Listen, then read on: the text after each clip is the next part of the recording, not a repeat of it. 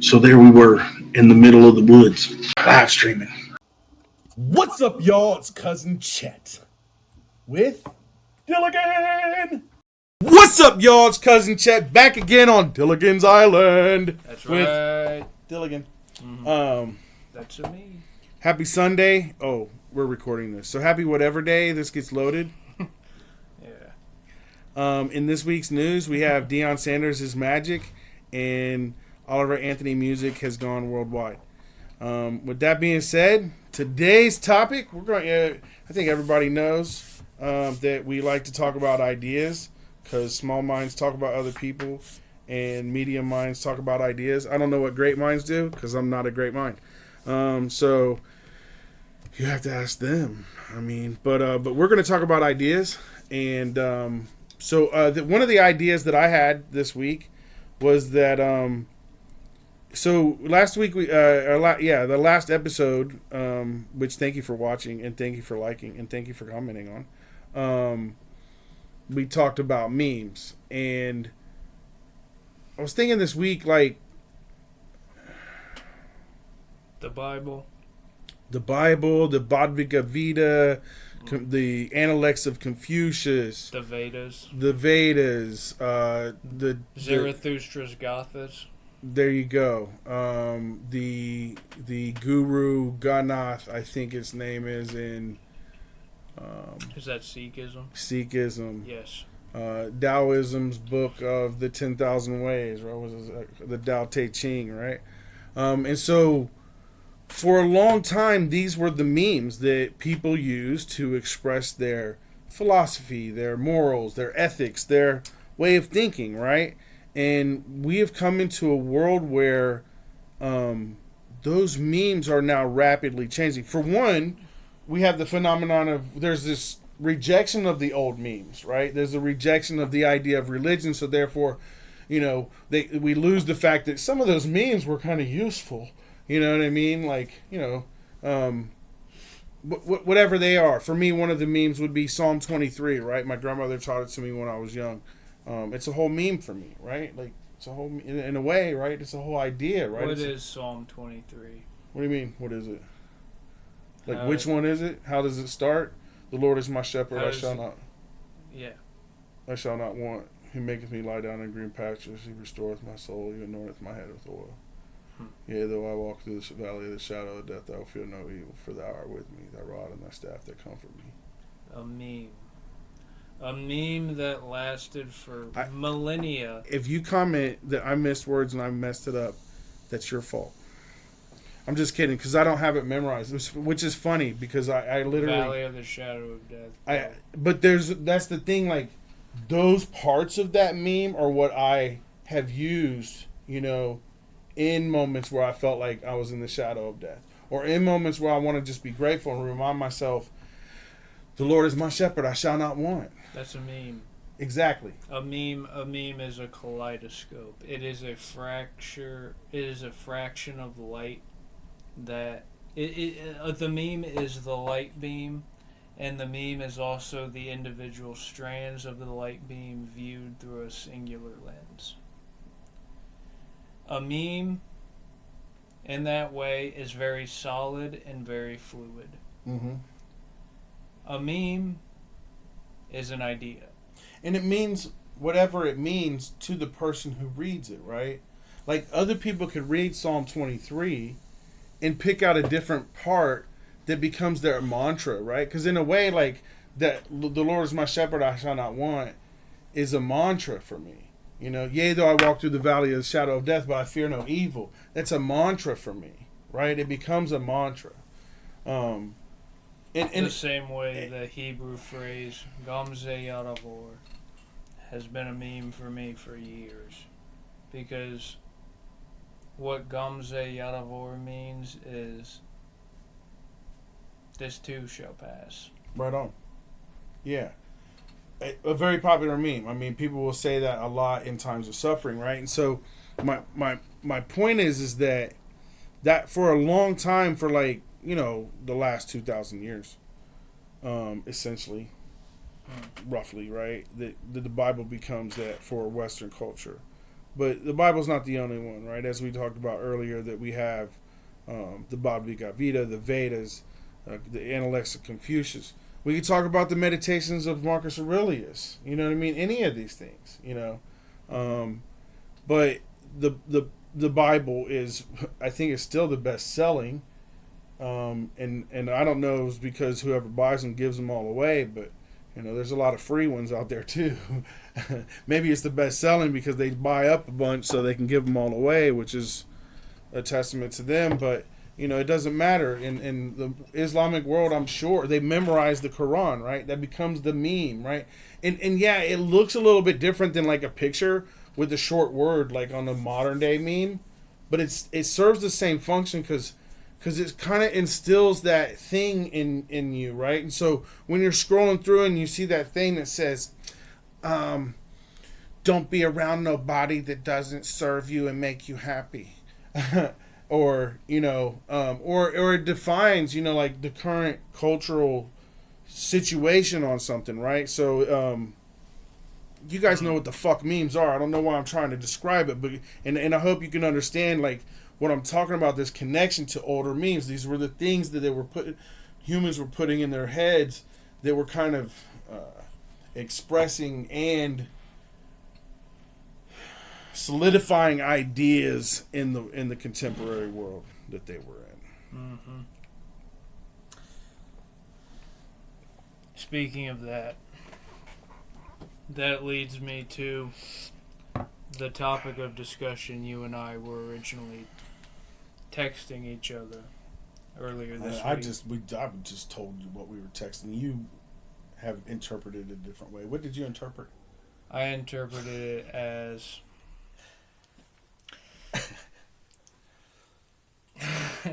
anyways, I interpreted it as you were saying something to me to the effect of,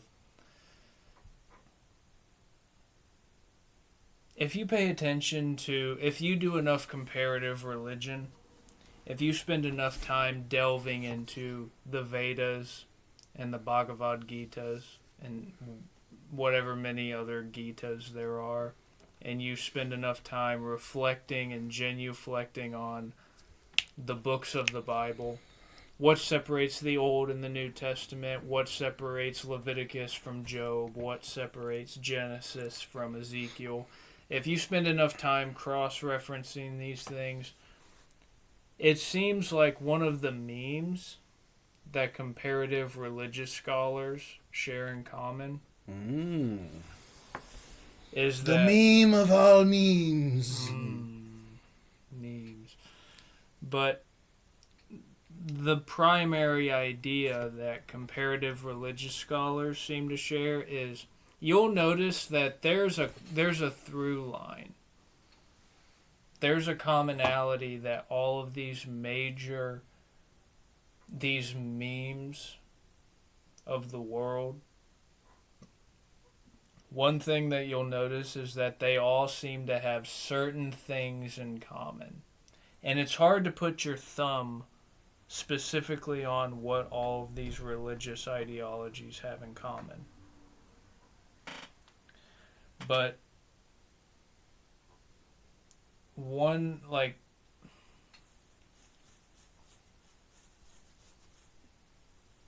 there seems to be a common root.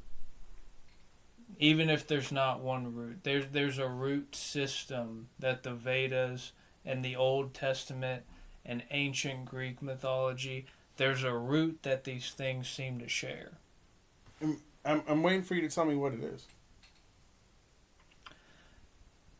That leads me to my next question, which is, have you ever heard the name Albert Pike? No.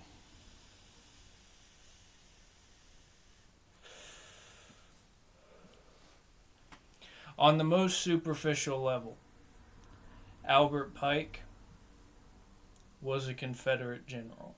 Okay. He was a general for the Confederacy. That's the racist side. Go ahead. Yeah. Albert Pike was a Confederate general who expatriated to Canada Okay. after Jeffrey Davis was essentially captured by the Union, Jeffrey. Albert Pike had his citizenship reinstated after Andrew Jackson. Think the Trail of Tears. Okay. That Andrew Jackson reinstated Albert Pike's citizenship. You're talking about the President Andrew Jackson as well. Yep. The same one on the dollar, on the Man, currency. if you know history, you know, like, sometimes we're like, man, the old days were good, and but like, they've been dirty for a minute. Go ahead. There is nothing new under the sun. I'm just saying, it's been fucking crazy, corrupt for a minute. Go ahead. I agree. But Hold on a second. I want to interrupt you because you skipped over a thing. Because you said comparative religion, and they all have like this essential meme. Are you still getting towards that with Mr. Pike? hold on. Okay, I'm holding. You've never heard of Andrew Pike. No. But the founding fathers of the United States of America, maybe not the vast majority, but the essential ones, the key players. George Washington, Ben Franklin, Yes. Thomas Jefferson. Yes. Heroes in my book. Go ahead. Here's a meme they all share in common. Uh-oh. Tell me. They were all Freemasons. Yes, I've heard this. Now, if you go to the Freemasonic, Ask one to be one.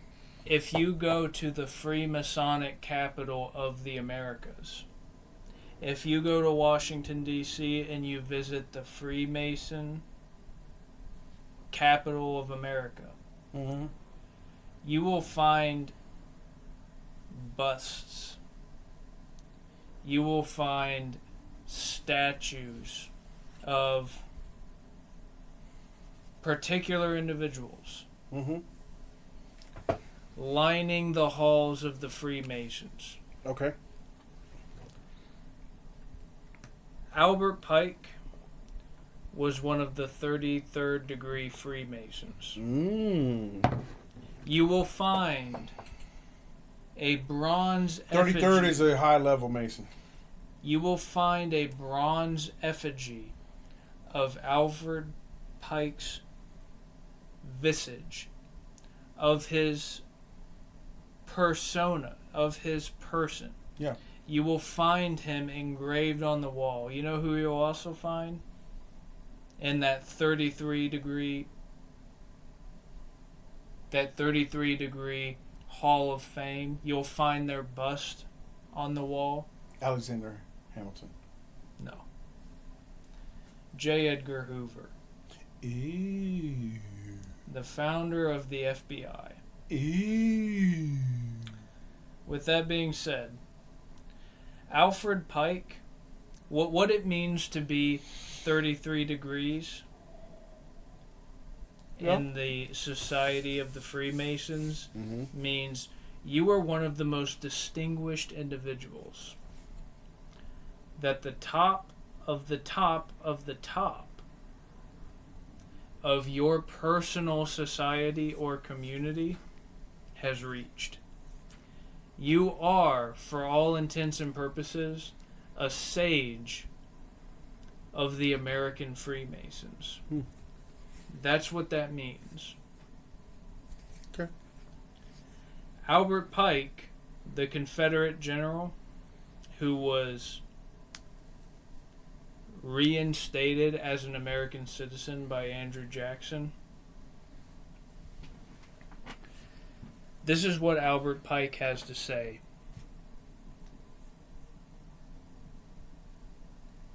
In one of the seminal texts of American Freemasonry called Morals and Dogma. You can find this book on archive.org. Okay. It is right there. It is right under everyone's nose. So, free to see from the Freemasonry.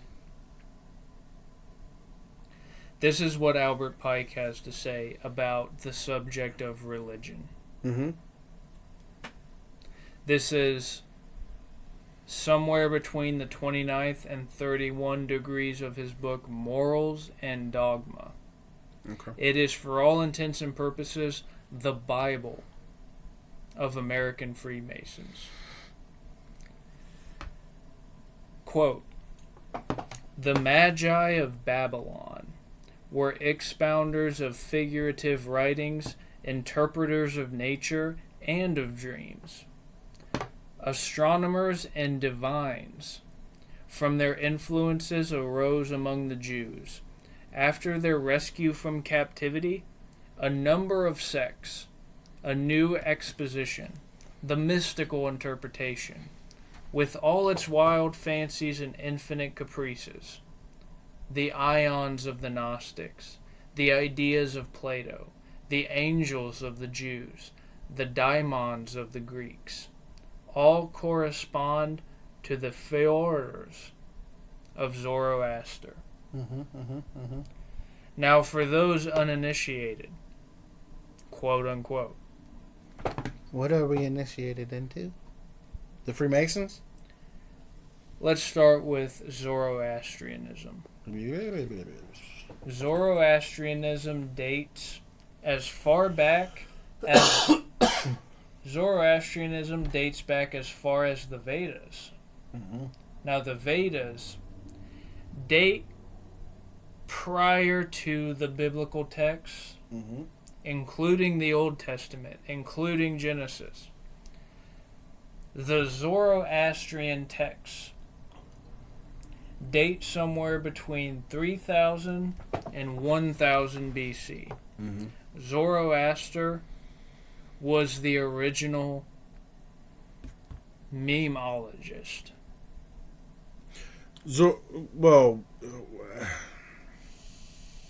He is one that has survived, and he is one that is recognized as probably the original monotheistic religion. In a world, when you say Zoroaster lives, like what? Somewhere between 3000 and 1000 BC. So 3,000. So we're talking about 5,000. I'm years ago. normifying But Zoroaster. when I say before Zoroaster, we don't have any we do not have written records of other monotheistic ideas, and Zoroastrianism pops up in modern day Persia and makes its way around. It is often that skeptics of Judaism and Christianity, the Abrahamic religions, is the idea is that these are all just ideas that were part of other cultures and communities that Moses pieced together, that the Jews pieced together, and they like to show ideas specifically. It's kind of like a worldview or a cosmological view of the world. And so to understand that in Zoroastrianism, there is an ultimate God, but that ultimate God has two offshoots, one that is positive and one that is negative, essentially. Sort of. There is. Excuse me for that. Why there that is- was so unprofessional? There is Ahura Mazda. Yes. There is Ahura Mazda. Yes. And there is Ahriman. Okay. Ahura Mazda is essentially the divine spirit of growth. And Ahriman is essentially the divine spirit of stagnation, solidity. Ahura Mazda is fluidity. Ahriman is solidity. Solidity can also be thought of as stagnation.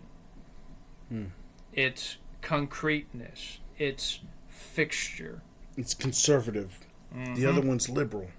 Yep. Yeah, I got you. Precisely. Left and right. Yes. Right and wrong, good and bad. Tantra and Sutra. It is in Tantric Buddhism and Tantric Hinduism. The idea of Tantra is you're breaking norms. Mm-hmm. You're breaking norms for yourself. You're breaking norms for the community. You're breaking the framework. Sutra is dependability.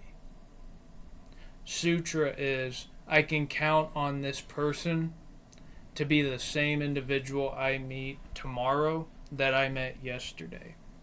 But the idea is that it's kind of like the first dialectic, right? It's the first kind of, this kind of binary world, if you will, right? Yes. This the spectrums are represented by at their extremes by Ahura Mazda and what's the other one's name? Ahriman, yeah. But they are really just at play in like the physical world, right? Because overall there is a supreme being above them that is kind of similar to a Buddhist nirvana, yeah, or a Hindu nirvana, right? It's kind of like a no thing, but it's the thing that generated all things. They're two sides of the same coin. Yeah. They are two emanations of the same trunk. Emanation is a really cool word. They are the above and the below. Yeah. As above, so below. Right. Now,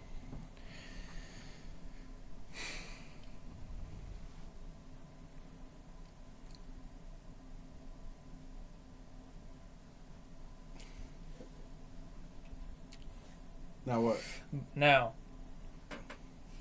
the thing about Zoroaster, Zarathustra, the thing about Zarathustrianism is the reason why I say, not even the reason why I say, one of the reasons why Albert Pike dates, this is the late 1800s.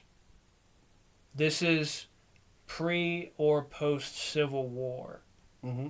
Albert Pike is writing this to explain. So we're talking about late 1800s. Yeah, Albert Pike is explaining to the top of the top of the top of the American Freemasons that you should know who Zarathustra is, in part because Zarathustrianism holds profound parallels to the Indian Vedas.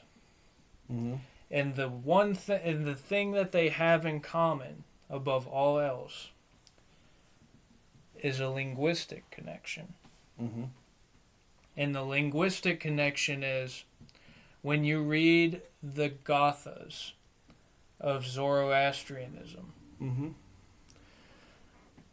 and you read the Rig Veda of the prehistorical Indian texts, the prehistorical Indian scriptures. The Vedas. Please. Yes.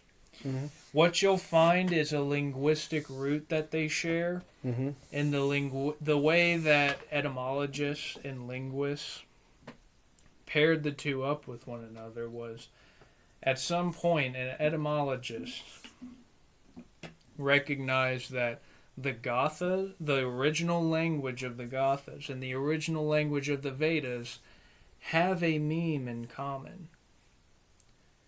And that idea, that meme is the language they were written in mimics the cadence and the rhythm of bird songs.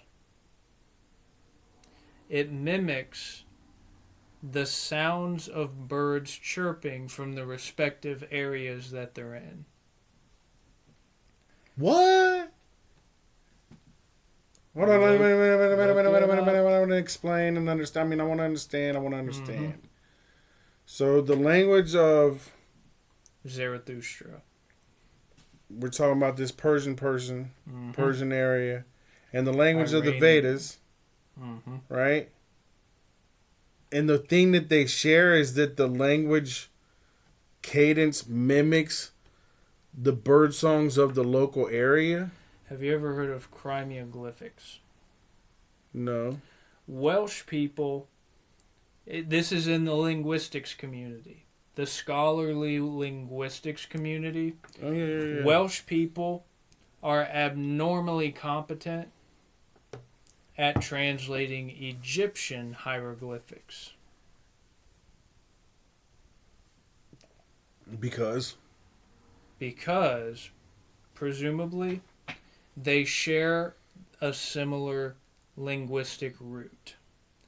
For the same reason that... So, yeah, we have Indo-European language. It's very Yeah. common. I mean, if you do language, like, across that. So, in here, let me break something down for you, right? So, in the migration of humans, there's an area north of... it's kind of north of Persia, right? So it's east of the Caspian Sea, and it's a plain area, right? It's meaning it's flat, Scythia. and it becomes a very big hub of humanity, right? Mm-hmm. So as we migrate out of the Great Rift Valley, right? So Great Rift Valley, Eastern Africa, we're talking Kenya, Uganda, Tanzania, right? That area, and it might go up into the Sudan, maybe Ethiopia, but nonetheless, the Great Rift Valley is where they say that we come from. Not just us, but other human species like us. Like that was our generation point. So I like to refer to it as the biological Garden of Eden, right? Mm-hmm. This is where humans. And again, this is humanoids, right? This is not just humans as we know us today. This is humanoids have come from this area. So they come from that area, right? Now, a lot of them go into southern Africa. Now, I have no idea what's going on with the Sahara at the time. Is it vegetated? Is it water? I don't know.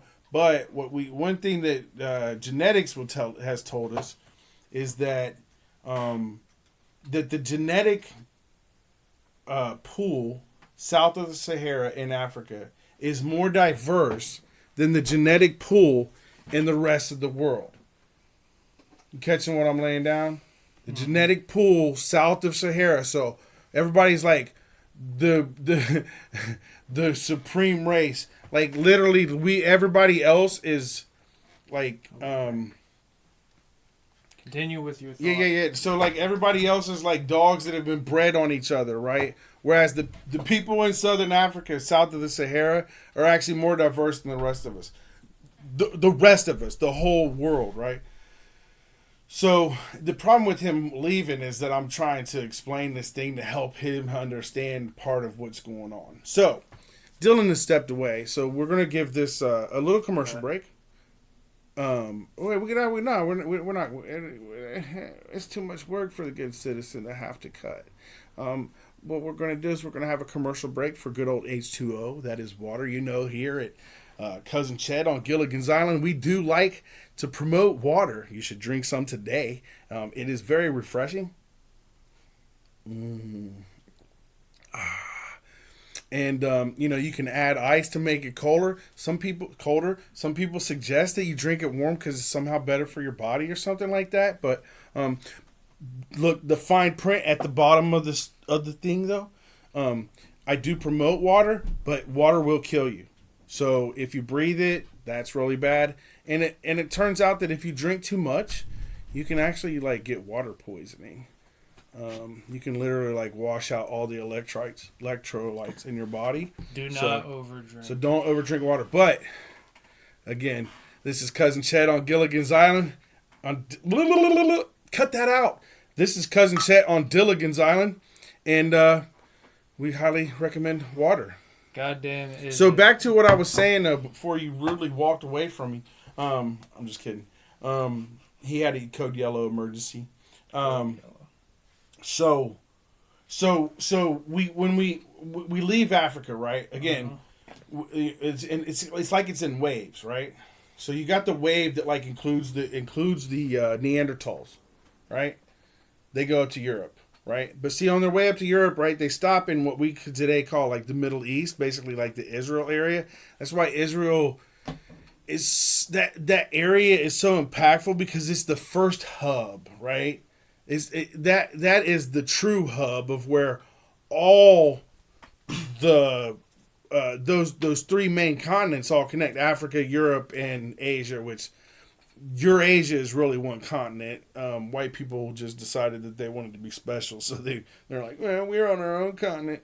But so you got Eurasia and Africa, and they meet right there in the Middle East, right? So that's a hub, right? But then there's also this other hub, and I don't know why or what. I don't know. It was like some ancient goddamn Silk Road or some shit, but it's in that Scythia area that you're talking about.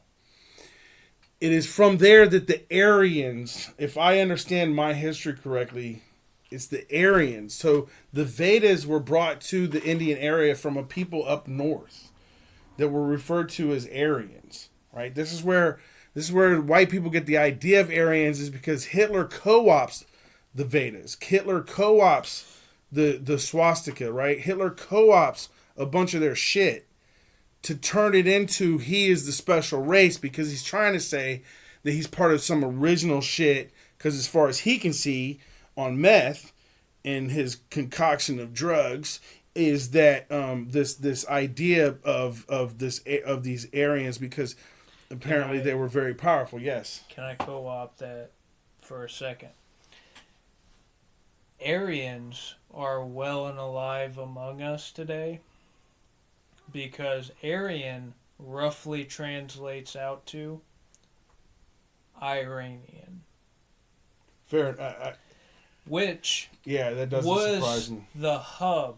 It was the heart of the Persian Empire. Yeah, Iran. definitely, 1,000%, yes. See, that's what I'm saying, though. Yeah. So what I'm saying is, you have these people that are in this ancient hub, if you will. It's this. It's like a secondary hub. I don't know how or why. Maybe it's simply because, like in any part of human history, you have the civilized versus the rural, right? You have your city versus your urban versus rural. Your civilized versus your barbarian, right? And so, but the hick versus the cosmopolitan. I don't know why they get such a cool name as fucking Hicks, but okay. But you understand my point, right? Mm-hmm. And so, but there's this thing there, right? And these Aryans they migrate or whatever have you. This like they're like the original fucking Mongolians, right? Because this happens like multiple times throughout history. These steppe people, those waves. There's waves. Well, these are two different waves, but yes. So we do have the migrationary waves, and my point is that area you're talking about in the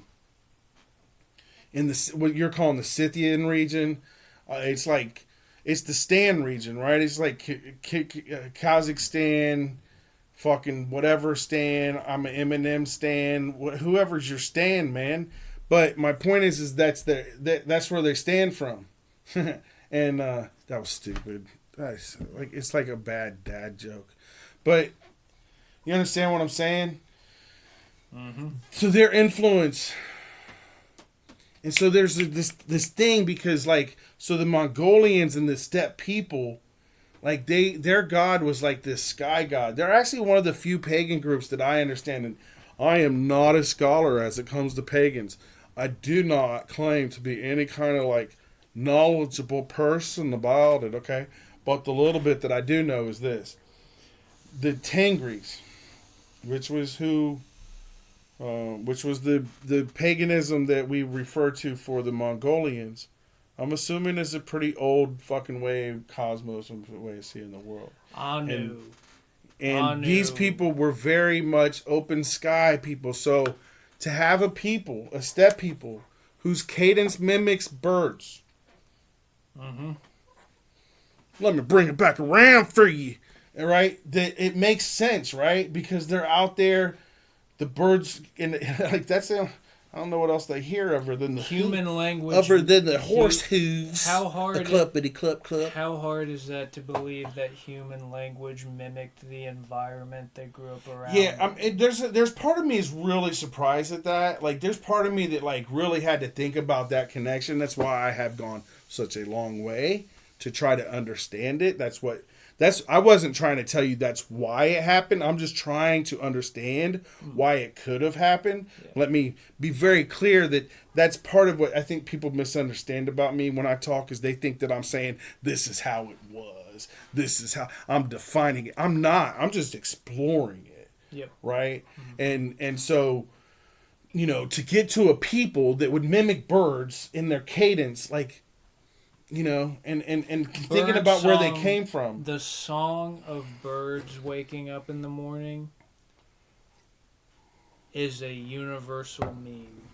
It is a universal idea. You wake up to the sunrise as soon as the birds do. So, yes, and I think it's really important how we're pulling out Zoroastrianism and also Hinduism as kind of coming from, if you could, just branches of a culture of an ancient people that kind of, in some way, separate there, because there's a lot of mountains. Keep I people could apart. separate it for you. Oh, I'm listening. So, in Zoroastrianism... Hey, don't be so loud. In Zoroastrianism, Zarathustra refers to two distinct camps of archetypal deities. Okay. There are two forms of archetypes. There are many archetypes, but they fall into one of two camps. Okay. These gods of a sort they either qualify as Asherahs. As what? Asherahs. I don't think he should drink before he talks about Zoroastrianism. Or Hold on, say the word again. Asherahs? Asherahs. Asherahs. Yep. Okay, Asherahs. Asherahs and Devas. Devas. Now, in Zoroastrianism... Doesn't Hindu have devas? Go ahead. Yes. Okay. Yes, Go they ahead. do. Because Asherahs are essentially gods of chaos. They are left-hand Asherahs gods. are gods of chaos. They are left-hand gods? They are left-hand gods. Okay. Devas are the right-hand gods. Okay.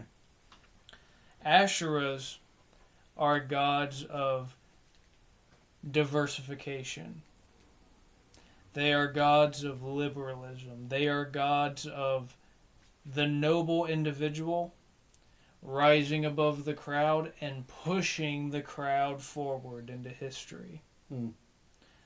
Devas are gods of stability. Devas are gods of, well, this worked before, so we will perpetuate these principles. These are into definitely the not future. like our Christ, Satan, like, because, sorry to interrupt you, but in my mind, like, part of how I understood, like, the adoption of Zoroastrianism by Christianity is that, because we have that, right? So we've got the God up here, right? And then on the planet, we got to deal with Christ or Satan, right? Like in a sense, like Christianity comes down to this choice. Is Satan But yet- stagnation or is Satan chaos? Well, I think Satan is chaos in the sense that he's selfish. Selfish, because to me, selfishness is what creates evil, right? Like, because first of all, evil and good and bad, we're talking about human definitions, and so therefore, you know, it's humans decide, okay, this is good, that's evil, based on a human perspective, right? Because like, you know, who's wrong when my favorite thing is, you know, who does God love more, the lion or the antelope? You know, God loves them both. It doesn't matter. You know, the lion's going, dear God, thank you for giving me this fucking antelope. You know, it's fucking delicious. And the antelope's going, holy shit, this fucking demon is fucking eating me alive.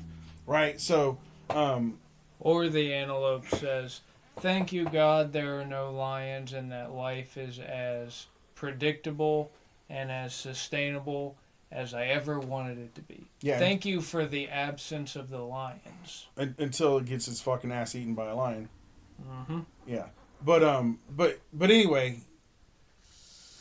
So yeah, so then to me that's how Zoroastrianism and Christianity and kind of therefore Judaism, because Judaism is very similar, right? Other than that, Judaism almost takes out like Christianity adds a middleman through Christ, right? But it's like the Holy Spirit, Trinity, Christ. So it's not really different, but it is different because it's weird.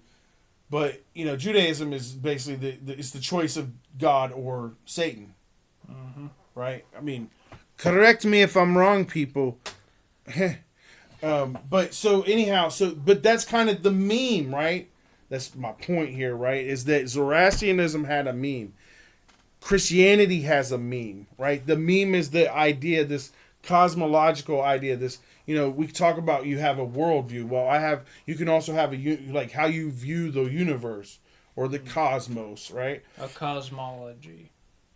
Okay, is that the proper word? Because it seems funny to me.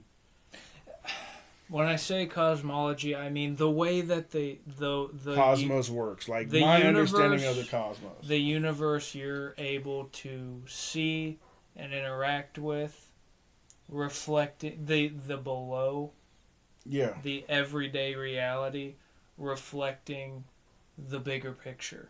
Right. How do you manifest individual actions, thoughts, words, so that it reflects the cosmos right at large? And see, part of what culture is the shared memes, right? Like part of what made Europe strong was and it's not just the Bible, because it's how they interpreted the Bible, the way that they utilized the words of the Bible to promote their memes and their culture. Because oftentimes Christianity specifically is overlapped onto a paganism, right? So, like, consider this. The meme that there is this half human, half divine hero, right?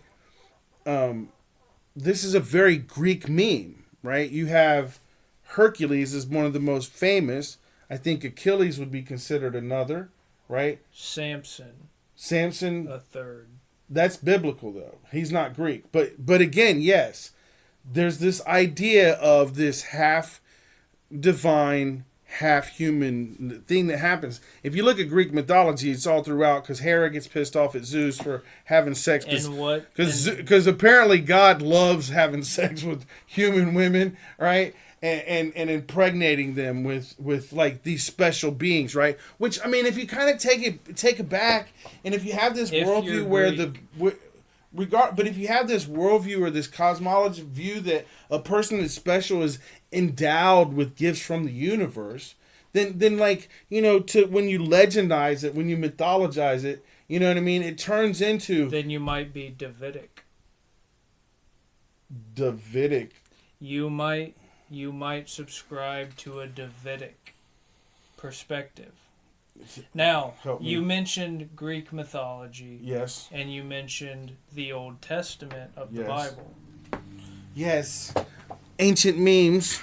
Now, one of these is two modern sensibilities. One of those is monotheistic, and one of those is polytheistic. Yes. That's a cosmology, right? That's a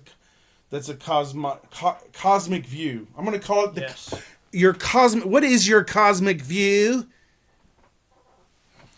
Now, what do Judaism and Greek mythology have in common? I don't know. Tell me. Because it's not cutting off penis skin. Venus. The planet Venus. What? I thought you were joking because it rhymed with penis. Nope.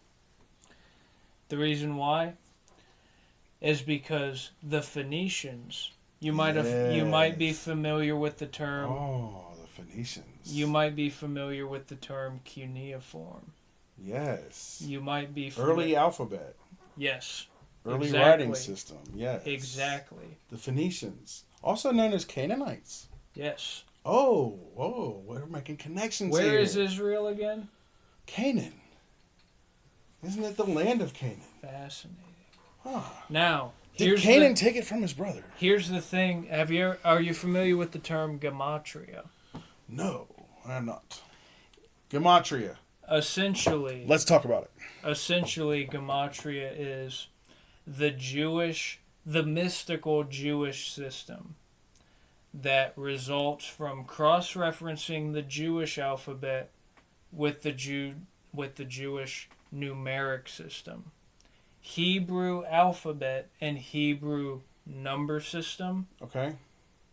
If you know anything, if you have a passing knowledge about Hebrew, you know that the Hebrew alphabet doubles up as the Hebrew numeric system. I did not know that. Now, the reason why physicists, to this day, if you ask a physicist to depict the symbol of the sum or the totality or the summary of a given idea, a physicist will create this weird sideways W that equates to, again, the sum total. Now, the reason why that is the case for modern mathematical scientists is because the Greek alphabet, the sum total, that sideways W, that is extremely important for understanding ancient Greek. Okay. Because Greek language, ancient Greek language, and ancient Hebrew language, the one thing they both share in common is the same thing they share in common with cuneiform. Okay. They share in common with the Phoenician language. The cuneiform is the Phoenician language? Yes. Okay. And Hebrew, if you have a passing knowledge, you know that the Hebrew alphabet doubles up as the Hebrew numeric system. Sure. Right. A is 1. Okay. B is 2. So how C does that is relate 3. to the Greek alphabet? Greek functions the exact same way. All of the letters, the alpha and the omega. Alpha is the letter A. Yes. A doubles up as the number 1. It's the first. It's primary, yeah. Beta is number 2. Okay. Beta is B. Yes. Now, the reason why I bring this up is because the Phoenician roots of Greek and of the Greek and the Hebrew language. So that's part of the argument here is that Yes. the Phoenician language of cuneiform is the original language that underpins Greek and Hebrew. Go ahead.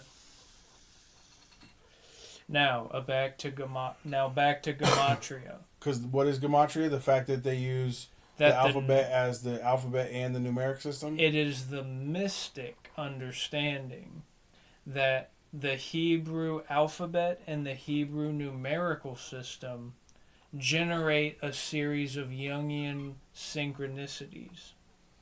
Okay. Which is to say, meaningful coincidences. I understand.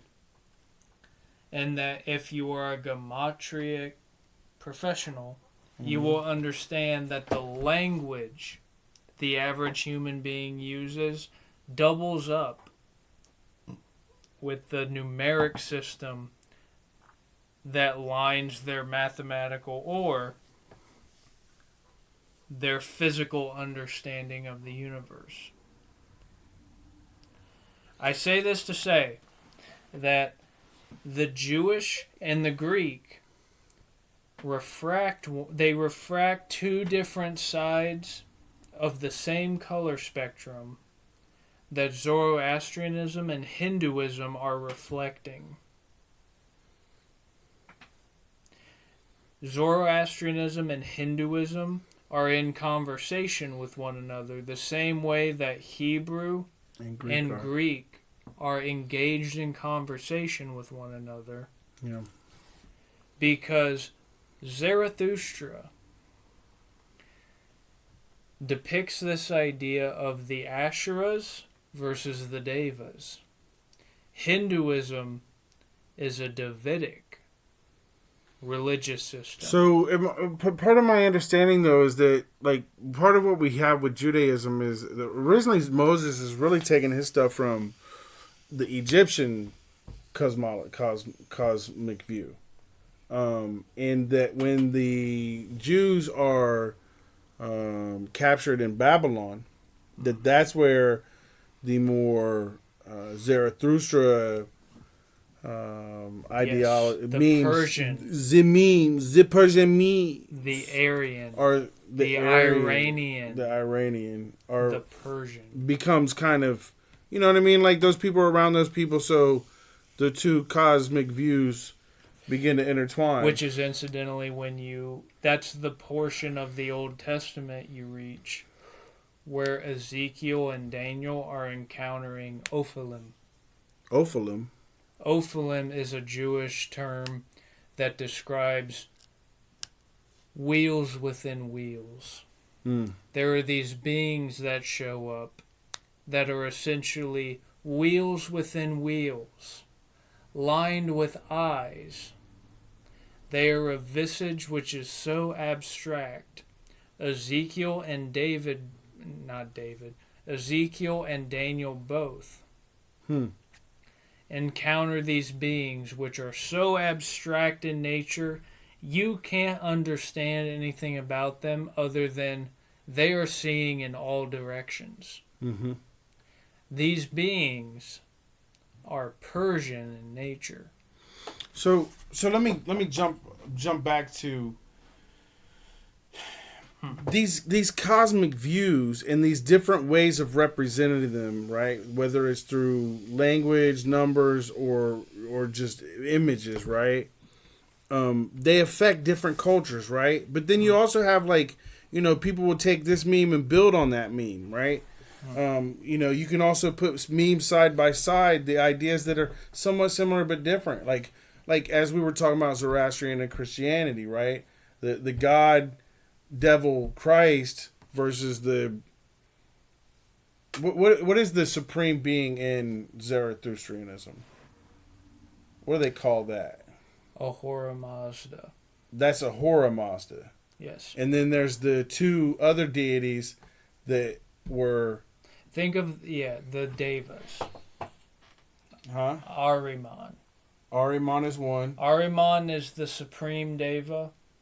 Ahura Mazda is the supreme Ashura. Okay, but above them is something else. What's above them is Brahma.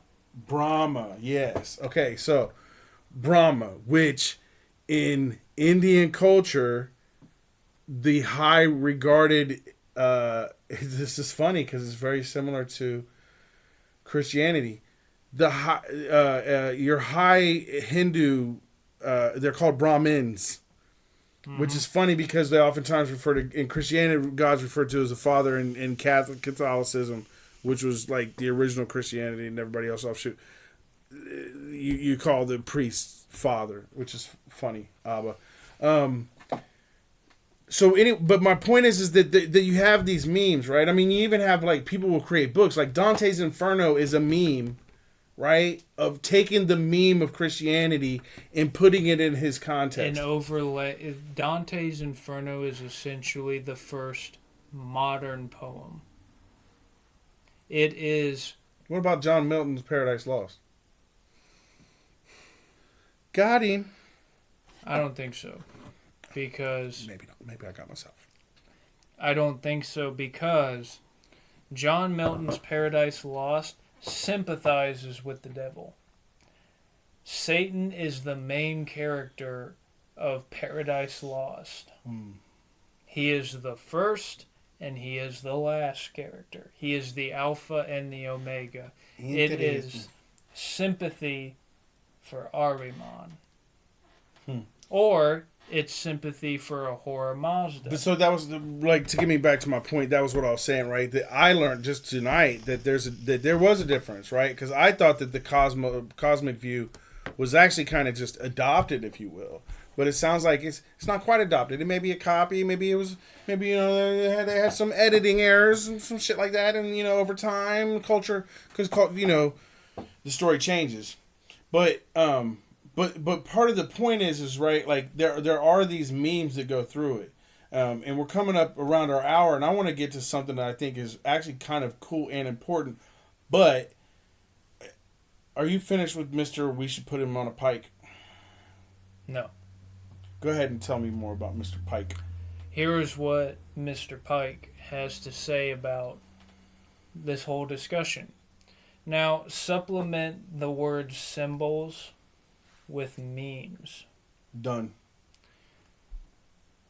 Quote, symbols were the almost universal language of ancient theology. They were the most obvious method of instruction, for, like nature herself, they addressed the understanding through the eye, and the most ancient expressions denoting communications of religious knowledge signify ocular exhibition. The first teachers of mankind borrowed this method of instruction, and it comprised an endless store of pregnant hieroglyphs. Stop.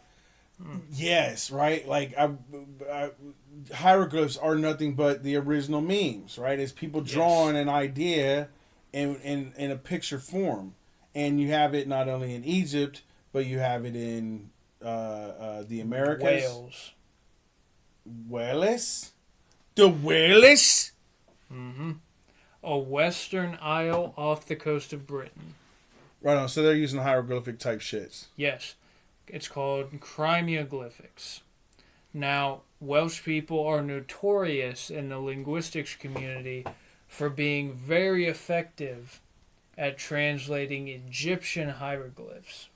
And the reason being appears to be that Welsh people had this visual acuity for seeing a symbol written in stone, written in papyri, written on the side of an Egyptian pyramid. So they're good with words. They're good with memes. Sorry, memes. They're good with pictoglyphs. So they would be like really good Pictionary partners. Yes. And the reason being, presumably, is for the same reason that Scotland has its name. Do you know where Scotland gets its name? Some guy named Scott. Albert Pike. His name was not Scott. No. But he published a book called The Scottish Rite of Freemasonry. Okay. In order to achieve the 33rd degree of Freemasonry, you have to go through the process of the Scottish Rite. Okay. The Scottish Rite and Scotland originate their name from the same person. His name was not Scott? Not he. Her name was not Scott? She was a queen of Egypt named Scota. What? And if you investigate Scottish history and Scottish mythology, you'll find that Scotland derives its name from a supposed Egyptian queen of Egypt. Why? What? A redhead, a gingered-haired queen of Egypt named Queen Scota, who migrated all the way up to the northernmost point of the western peninsula of Europe. Really? I say all this to say that Egypt, Egyptian mythology, Zoroastrianism, Greek mythology, Judaism, Hinduism, these all have a shared root in historical precedent. And supposedly, allegedly, the Freemasons that founded the United States of America Go USA. claimed to preserve the tradition that all of these various geographic locations held in common before the inception of history. So, yeah, you take Western civilization class, it starts off in Egypt. So, okay, that's lining up with that, right? Because Egypt dates to around 3000 BC. The original origin of, not the original, but the presumable dating of Zarathustra. Sorry, I gotta check something out. Please. You said that, and I just gotta go. How old are the Egyptian pyramids?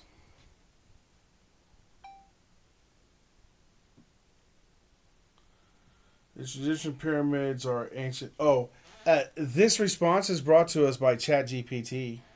The Egyptian pyramids are ancient structures that date back 4,500 years ago. The most famous ones are the Great Pyramid of Giza, were constructed. So the reason why I'm doing this, right, with the Great Pyramid believed to be built around 2,500. Robert Schoch would disagree with you. Who, what, when, where, why? Robert Schoch is a geologist who thinks has that what? dated the Sphinx of Egypt. Okay. Now, Wait. I want to know the time period because I don't want to lose my point in this. But if I want to correct this, if I want to correct the AI, let's correct the AI. Now, Robert Schoch is a bona fide geologist. Sure, but when does he say whether that's all I want to know. When does he say that they're done? Whenever there was rainfall. Okay, In but the I'm talking about Sahara this says Peninsula.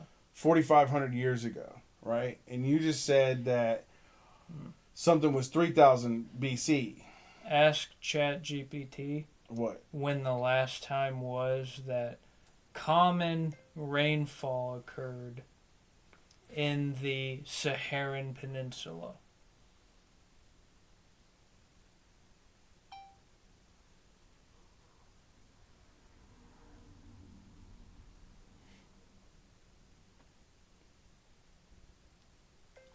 When did the Sahara area have steady rainfall? That's a better way of framing that question.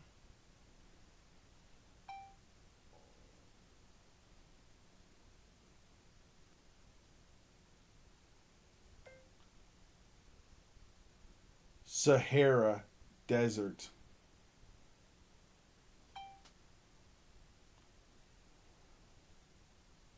Has been arid for thousands of years. However, there have been periods in the geological climate historic when it experienced much wetter conditions with steady rainfall. The most significant of these periods occurred during the Holocene epoch, particularly in what is known as the African humid period. The African humid period spanned from approximately 10,000 to 5,000 years ago. In other words, Okay, so nobody other than Robert Schoch has a bona fide legitimate theory as to why rainfall has occurred upon the structure of the Egyptian Sphinx. sure, but I don't want to get too far off of our topic, bro. Yes. So because we're talking about the Egyptians, because we're talking about how far back some of these memes go and how they're associated to modern day America through the Freemasons, right? And we're talking about that Albert Pike. Right. Go We were ahead. talking about Albert Pike and how he published the Scottish Rite Okay. of Freemasonry. Okay. Which is this right that? Go ahead. Freemasons incur upon themselves in order to reach the 33rd degree. Okay. It doesn't pave the way for you to become a 33-degree Freemason, but it is essential. Like you have you have to do it. It's you a prereq. have to engage upon the mysteries of the Egyptian Queen Skota, Okay. who allegedly, not even allegedly, who in Scottish mythology is credited with the name of Scotland. Okay. Scotland is the name Scotland pays dividends to ancient Egypt. So part of what I've been waiting on as we discuss this Pike guy is that there's this answer to what is the underlying meme of all memes that all, because in the very beginning you kind of open up that, you know, all of these religions, all these philosophies, like there's a meme of memes under there, right, that they all share. So help me get there. Can you give me a minute? I've given you an hour. Yes, you can have a minute. Go. Thank you. I shall return. All right. So for this commercial break, we will promote. What should we promote on this commercial break, good citizen? Air. I think he's making fun of my water promotions. I think he's making fun of me, guys. Huh. Just for that? It's not that. Just for that? This commercial break is brought to you by water. Good old H2O. Clear and healthy. One of the favorite drinks of all your favorite athletes and all your favorite people. Did you know that for a long time people didn't have access to clean water? And so they had to drink alcohol? Like, and that's really like one of the reasons why we have alcohol was that like it was safer. So because you could get really sick if you drank like the wrong water, and so fermenting it and shit like that made it healthier. Yeah, I bet you didn't know that. Like literally, like how blessed we are to have water. That's why I promote it, because it's God juice. You know what I'm saying? And you know, it's essential, right? I think you can go like 3 days without. What do they say that you go 3 days without water? How's the saying go, Dill? It goes. You can 3 hours. You can survive 7 days without food. You can survive 3 days without water. 3 days without water, 7 days without food. So you need water. Okay, so Dill is back again, and we are going to try to get to the point of what is the meme of all memes. That is not it. That's not the meme of all memes. Nobody knows. Oh, wait. Hold time out. Bullshit. I thought you had an answer. I have an answer. I'm waiting on that. I've been waiting an hour. What's this answer? The answer is, quote, there has ever been an intimate alliance between the two systems, the symbolic and the philosophical, and the allegories of the monuments of all ages, and the symbolic writings of the priests of all nations, and the rituals of all secret and mysterious societies. There has been a constant series, an invariable uniformity of principles, which come from an aggregate, vast, imposing, and true, composed of parts that fit harmoniously only there. The suspense is killing me. The precise nature and details of the doctrine as to a future life, and rewards and punishments thereafter, developed in the mysteries, is a measure of uncertain. Little direct information in regard to it has come down to us.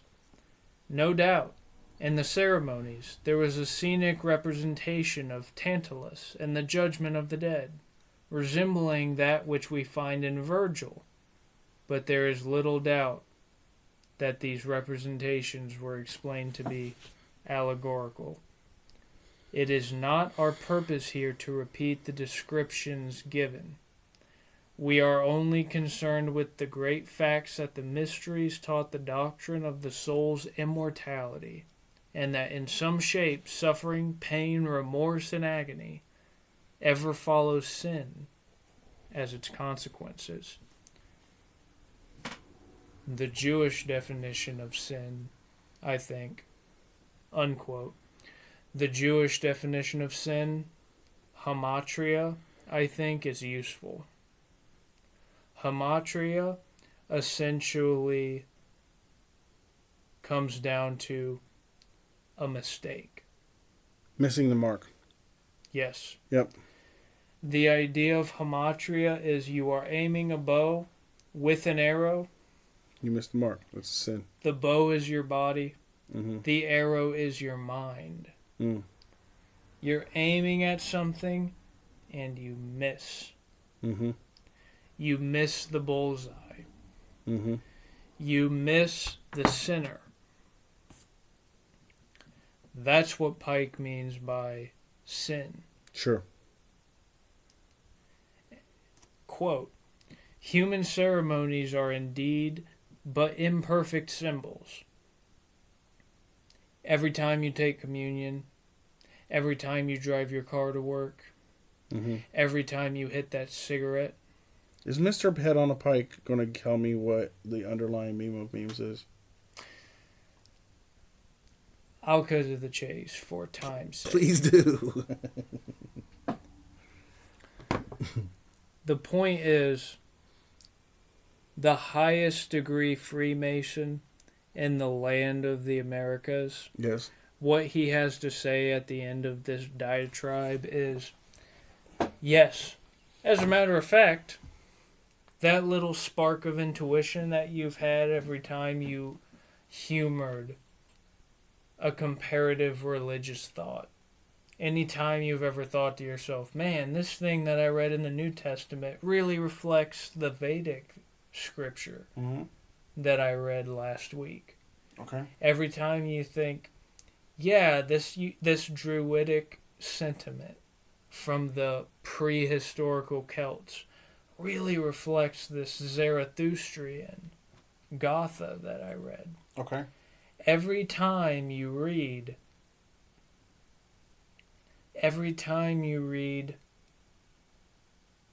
something that seems like it's a meme that reflects a religious sentiment that connects to somewhere on the other hemisphere, on the other side, on the other equinostrial side So of the globe. if that's the case, what is the meme, the underlying meme then? What is he saying is the meme that does transcend all the way across? That's my question for you. That's my question for Mr. Head on a Pike. What do you think it is? I have my answer. I'm patiently waiting for you to tell me what Mr. Pike is going to tell me, or whatever it is that you have, because I've had mine, and I'm waiting for you to kind of tell me his perception there, so that I can go into mine.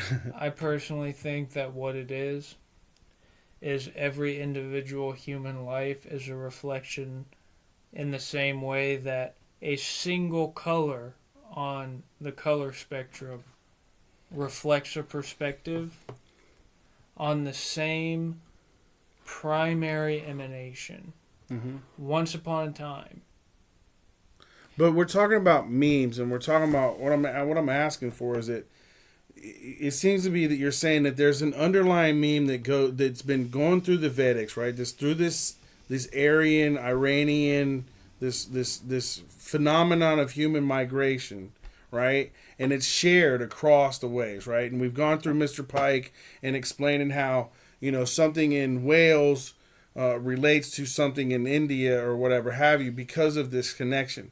But as we're talking about memes and how these memes have gone through history, right? And now we have and how these memes were really the underpinning of all of human society and a lot of human society in existence, right? But so what is the one that was underlying, or what is the one that we can extrapolate from all of them? Can I answer your question I'm with a waiting question? for you. Oh, yes. What is a Ahura Mazda? You said that's what Zoroastrianism. That's the one that I look at as the Christ version of. The chaos, the liberalism, the individual resisting the herd. So that's the underlying. That's Ahura Mazda. What is Ahriman? I don't know. He is stagnation. Sure. He is the cesspool that refuses to join the river. You refuse to answer my question. Ahriman. What is the underlying mean, bro? What do those two have in common? I don't know. I'm right at a point where whatever those two have in common, that's God. But is that the underlying meme? Yes. The underlying meaning of all the philosophies in the world, of all the religions of the world, is that what? That's what? I don't. What's God? You're saying that it's all of the above? That it's where they all meet? That I don't know what you're saying right now. Yes, it is.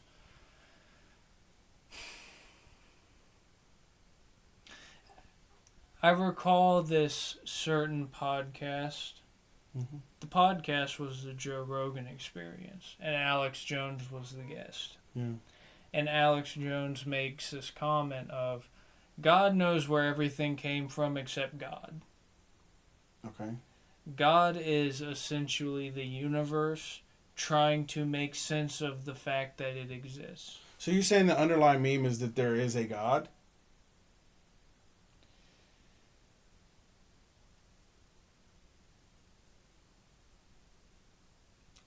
I think what I'm trying to get at is we are all accustomed to this materialist perspective of, well, shit just happens before my eyes because I was born at this certain point in this chain of dominoes. And the dominoes all smacked against each other until I was born, and then I was old enough to recognize that the dominoes fall in a certain direction. Okay. So But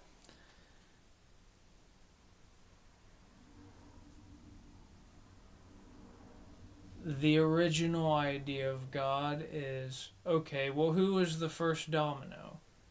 That sounds banal. That sounds superficial. But the idea of God is, okay, the idea of God is very counter-materialism. Materialism is the idea of the universe that I know of began sure. when God's I was in the born. metaphysics. When I was born to experience it. But the idea of the ancient, the prehistorical idea of God, the idea of God that the ancient Egyptians, the Zoroastrians, the prehistoric Persians, the Hindus, the God that all these people shared in common was this idea that the universe is the mind of God. Okay. And I am competing with the other thoughts of God in order to understand my origin. And I think that this is the concept that modern people have forgotten. Sure. They may have forgotten it, but you still haven't told me what I'm still not understanding what it is. What is the underlying meme that the 33rd degree Masons figured out? That there's a God? That it's you. That I am God? You are a self. Okay.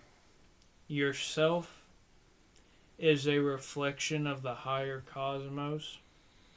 And the higher cosmos is stuck in this tension between Ahura Mazda and Ahriman. It is stuck in between the Asherahs and the Devas, the devils and the angels.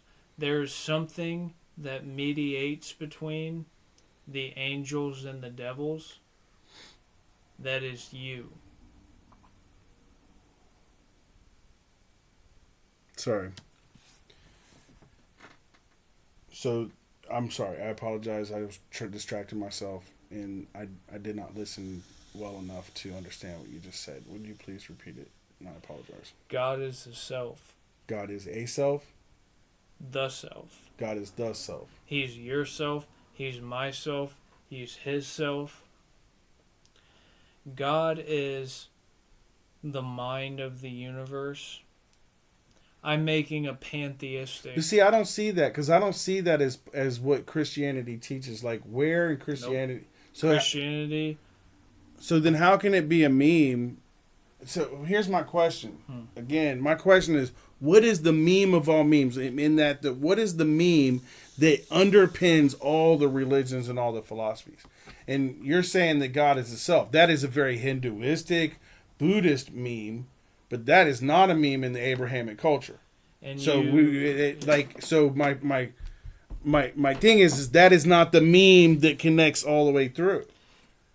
And so that's what that's what I thought we were. But you started off. You didn't start off, but you mentioned earlier how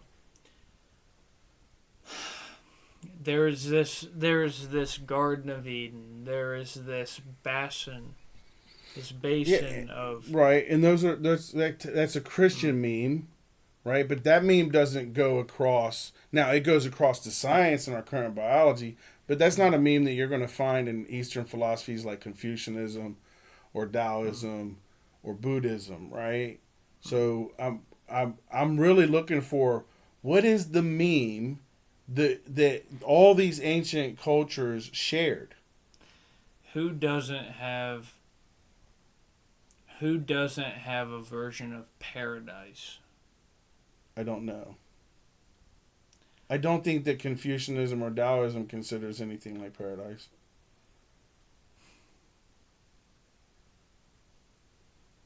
Maybe with Confucianism, but I suspect that's because Confucianism is a little more superfluous than I think Taoism would understand that paradise is like what the current state and moment is. I think it's somewhere between the yin and the yang. Sure, but that's a very different idea of the paradise in Christian or Abrahamic. It is, and it isn't. Because the idea of the liman in Taoism is the line that separates yin and yang. And the line that separates yin and yang is the line that separates chaos and order. Sure.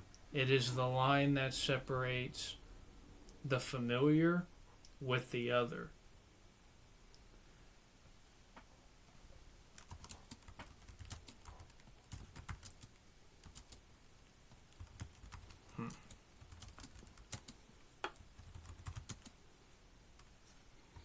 So, I apologize. I love you, but right now you're about as clear as mud to me. That's what, yeah. I really, Cool. I really am not, because you're not answering my question, right? I'm asking for a meme that underpins all the way across, and you're giving me examples of memes, and I thought like when you were talking about Mr. Pike on a stick, or head on a pike, that he was going to wrap up and give me this underlying meme of memes, right? Like, so, because that's what we're talking about. We're talking about memes. We're talking about ancient memes. We're talking about the difference of how those memes were the memes for centuries, right? And we discussed how they've been shaped and formed, right? How they've migrated through this kind of steppe people, Scythian people, through some of the early religions that split off into India and then into the Middle East and then to the rest of the world, right? But this whole time I'm looking for like, where's this common meme? Where's this thread, right? Because I do have an answer. Like, I've been waiting. I do have an answer. I've been waiting for Mr. Pike or for you to. I thought this whole time you're like getting there, and I'm waiting for you to get there. I don't think What is your answer? My answer is the golden rule. The golden rule can essentially be found in all major religions. The golden rule being, do unto others as you would have them do unto you. That throughout most of history and through most religions, I'm trying to find like a reference here that I can kind of. Here we go. So, how I came about this. So, at one point, I met a man named Paul, who was the head of the Arizona Interfaith Movement. Because in my in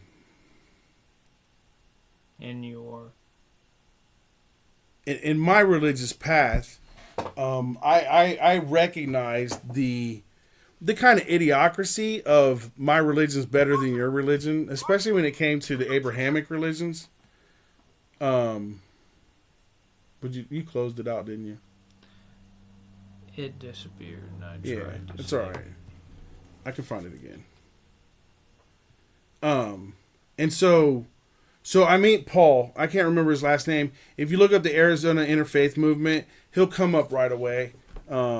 His first name is Paul. He's passed away several years now. Paul Eppinger was his name. And so the Arizona Interfaith Movement was just like, I had this really cool experience because they have a dinner in Phoenix. It's supplied by the Sikhs, and you have all these faiths come around, and everybody sits down and has dinner, and they have some talk, and it's just this really like cool, to me, how are we going to get world peace? One of the ways is to try to fucking bridge some gaps between our religions. So Paul Eppinger. No.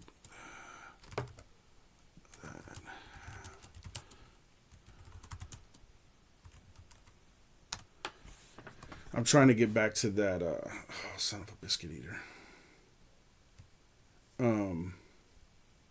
That picture that I just found, because it really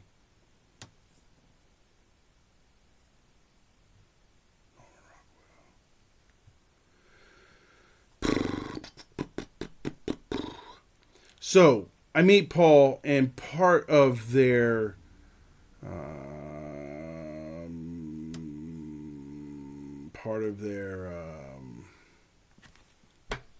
this Chet does not multitask while I'm trying to like look and read shit and talk at the same time. Part of their unified doctrine.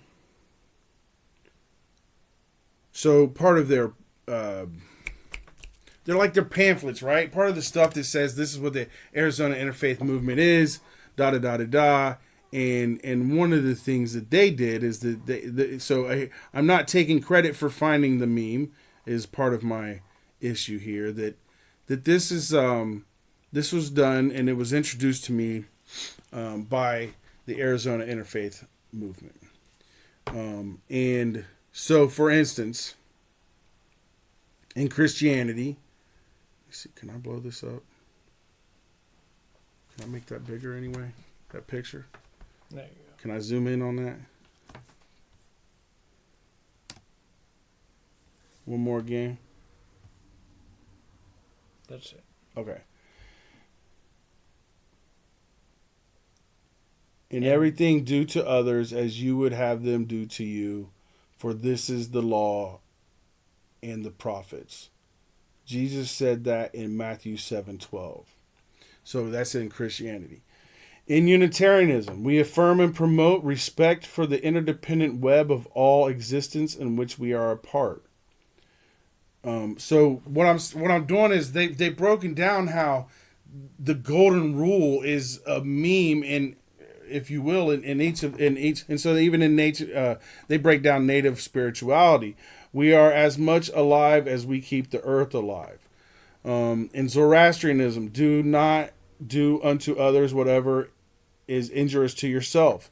I mean, that's damn near the same as Christianity, right? In Jainism, which is an offshoot of Hinduism, one should treat all creatures in the world as one would like to be treated.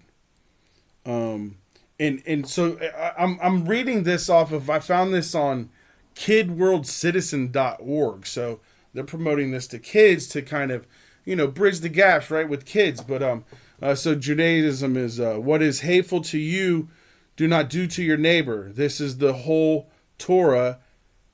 All the rest is commentary, and that's in the Talmud. In Sikhism, can you read that one? I am a stranger to no one, and no one is a stranger to me. Indeed, I am a friend to all. I am a friend, right. And then, so we have in Islam, we have, not one of you truly believes until... Ooh, son of a biscuit. Ooh, okay. Not one of you truly believes until you wish for others what you wish for yourself. In the Baha'i faith, which the Baha'i faith is like this conglomeration of all Abrahamic faiths, but lay not on any soul a load that you would not wish to be laid upon you, and desire not for anyone the things that you would not desire for yourself. Hinduism, can you read that one? This is the sum of duty. Do not do to others what would cause pain if done to you. Right, and then in Buddhism, trust not others in ways treat not others in ways that you yourself would find helpful. And then so we Confucianism. One word which sums up the basis of all good conduct. Loving kindness. Do not do to others what you do not want done to yourself. And finally Taoism.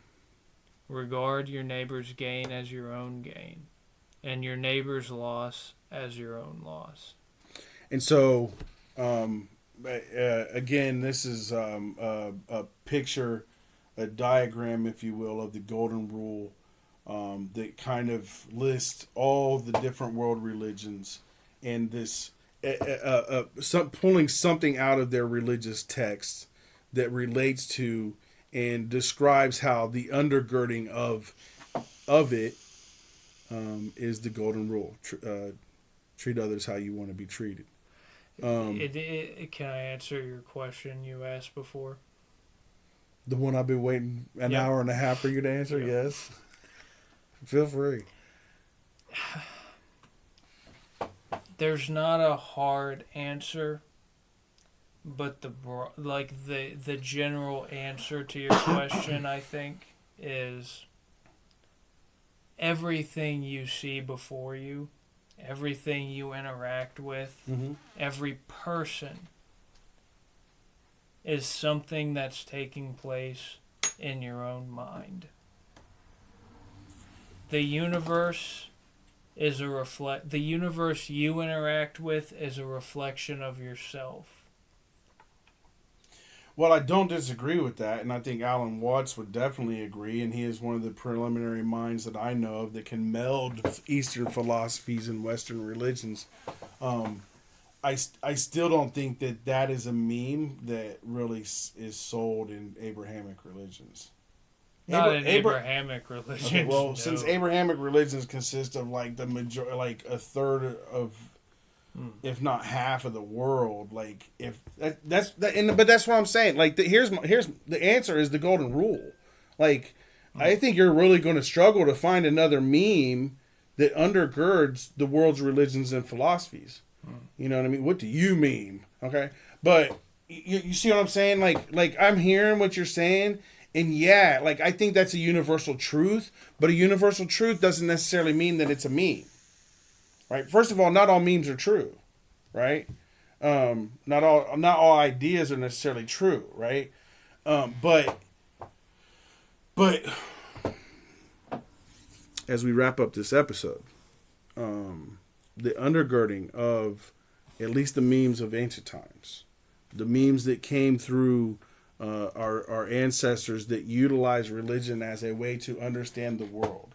And not only to understand it from a cosmology view, but also to understand it from the view of how do they interact with it, right? And there's this very powerful thing of this positive interaction, right? Treating others how you want to be treated. Unfortunately, most of us don't do that. Most of us, including myself, am very guilty of, I'm going to treat you how you treat me. You come at me raw, I'm coming at you raw. I'm not saying I'm right, and I'm not even saying that's a mature perspective, because as I see here, the great wisdom would be for me to probably forgive you for whatever you did and to treat you how I want to be treated. You know what I mean? And you know, I think we're all guilty of that. That's one reason why I want to, you know, I admit that I'm guilty too, because I'm definitely part of my culture. Part of where I come from is, you come at me cross, I'm coming at you cross. I'm coming back. You know, like, you know, I'm gonna treat you how you treat me type. Gold is the precious metal that conducts the most efficiently. It is the conductor. Gold conducts what you see before you. Do I need you to press the off button? Do I need you to mute yourself? Do I need you to purely listen to what I have to say? Or do I need you to tell me what you're saying? There is a conductivity to the world we live in.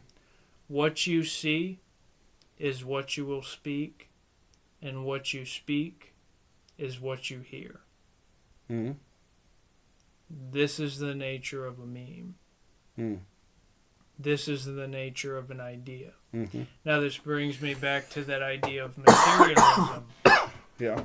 Because materialism says the first domino that I was conscious enough to recognize causing my existence, my mother, my father, my community, my religion, my beliefs, my framework for the world I live in. That is what caused me to exist. There is a contrary philosophy to materialism, though, called idealism. Memeism, if you will. And the idea of the meme is, the idea of idealism, the fundamental one is, I am one thought in the mind of God. I am one color on a spectrum. And my color deserves to exist. When viewed through this lens, my color deserves to exist. And so do all the others. So let's maintain those boundaries, and let's maintain the fact that we are who we are, regardless of the shades that intermix in between.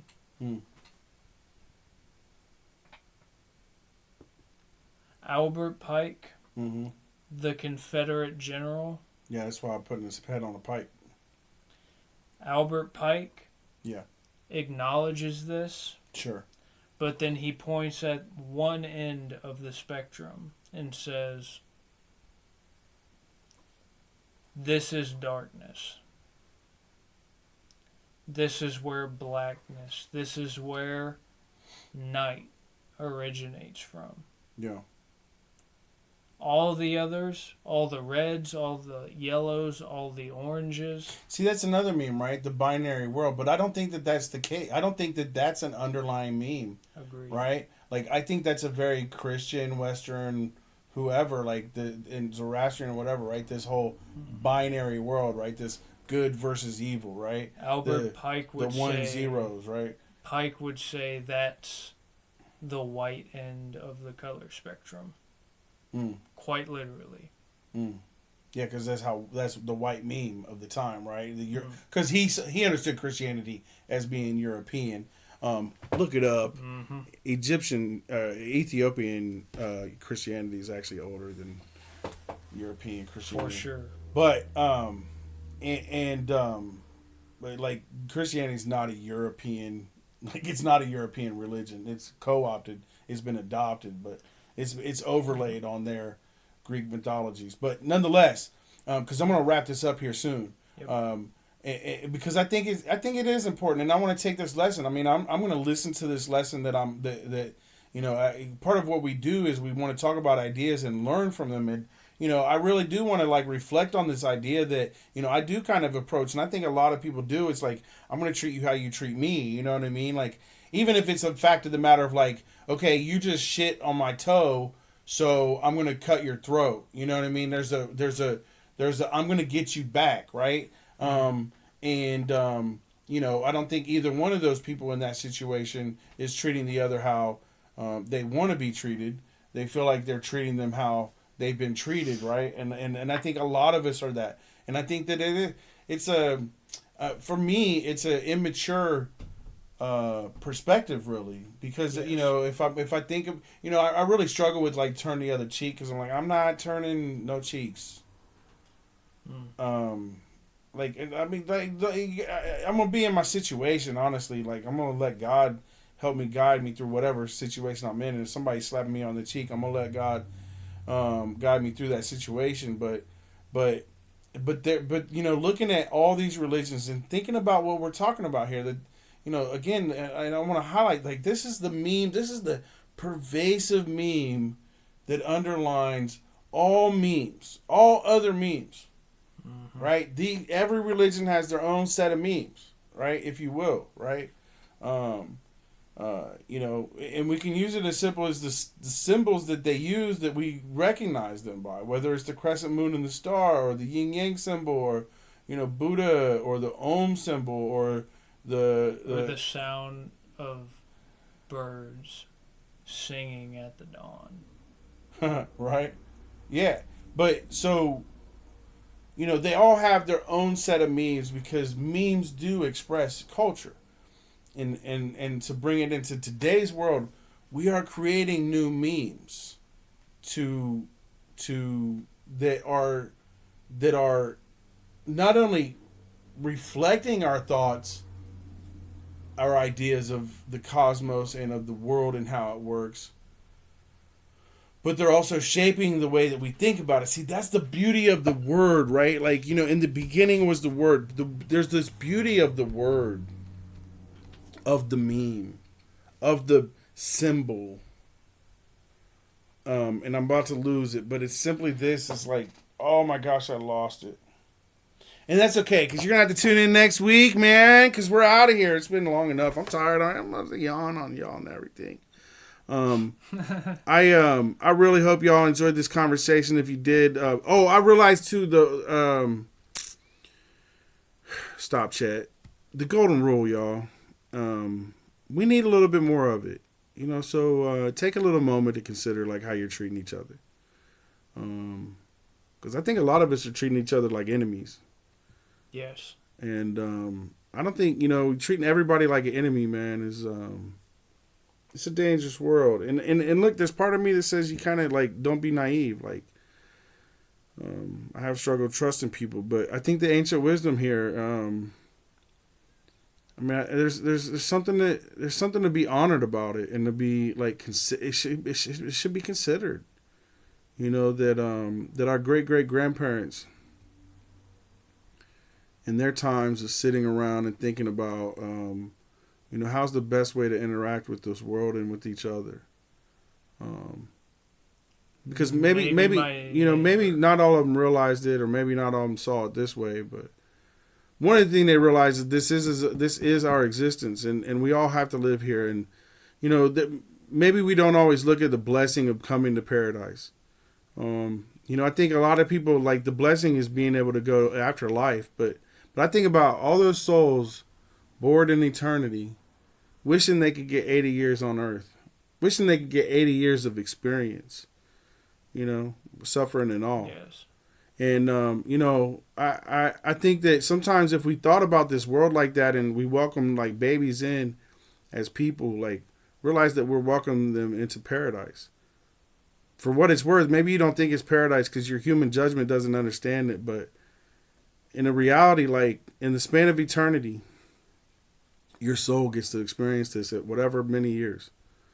And I don't know if it goes through different cycles or not, but yes, I think there's a blessing in the experience. And yes, and I think that the golden rule is a meme that we should consider keeping. Deuces. Can I have you hold that meme